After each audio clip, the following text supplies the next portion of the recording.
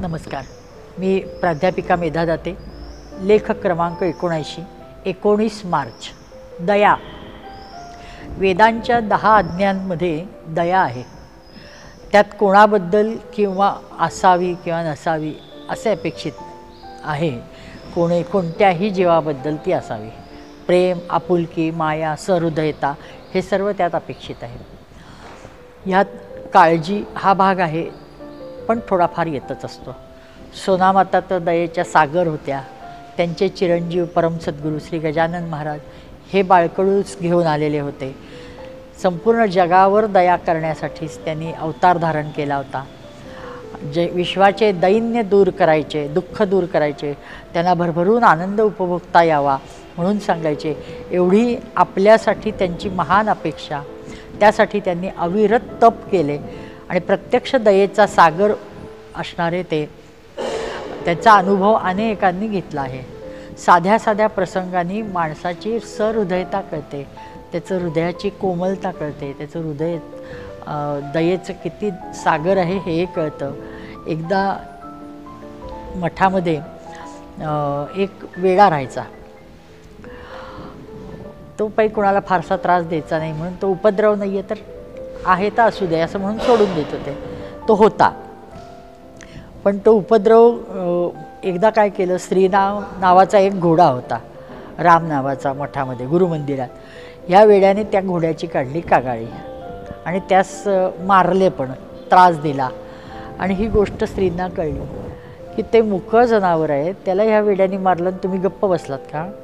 ते रागावले आणि त्याला हाकलून द्या बरं असं सांगितलं. तिथं विषय संपला. एखादा म्हणजे आपण म्हणू आपला विषय.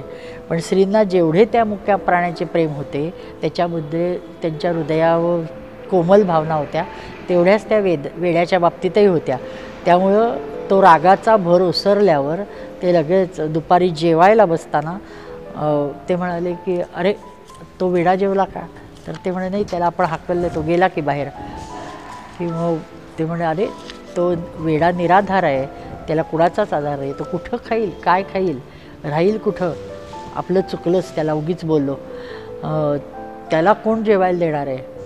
आता असं करतो, मी जेवत नाही, शिक्षा मला की मी एका अशा निरपराध म्हणता येणार नाही, पण निराधार माणसाला हाकललं.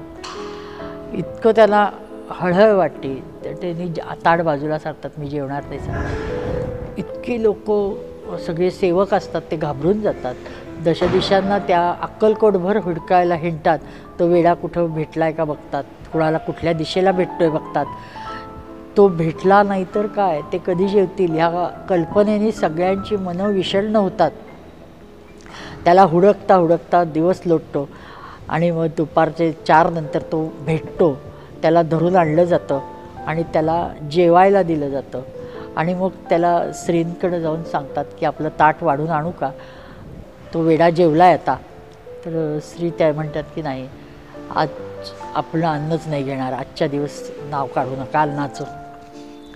आणि शांतपणे विचार करता एक गोष्ट महत्त्वाची लक्षात येते की तो शिक्का मारलेला वेडा होता, पण आपल्यासारख्या कित्येकांवर श्री कृपा करतात. ही किती दया आहे. आपण किती चुकत असतो. वेदांनी दिलेल्या आज्ञा आहेत. पंचसाधनाने वेद म्हणजे करा असं सांगितलं जातं. 10 आज्ञा आहेत.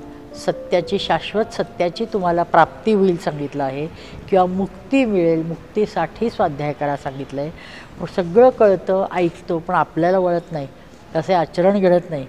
म्हणजे हा शुद्ध गाढवपणा नाही का? हा वेडेपणाच म्हणायचा ना. एखादी गोष्ट समोर विहीर आहे, खड्डा पडशील असं म्हणून आपण कसं पडतो हे बघायसाठी एखादा माणूस त्याच्यात उडी मारतो, त्यावेळेस त्याला वेडाच म्हटलं जातं ना. मग आपण काय करतो आहे? हा भवसागराचा जो प्रचंड समोरची जी विहीर आहे ती पार करायसाठीची जे उपाय सांगितलेले आहेत ते स्वच्छ शब्दात सांगितले आहेत, पण आपण तिकडे दुर्लक्ष करतो आहे. मग हे आपली ते कीव करतात. आपल्यावर दया करण्यासाठी त्यांनी हे सांगितलं आहे, पण तरीसुद्धा ते आपल्याला सांभाळत आहेत ना.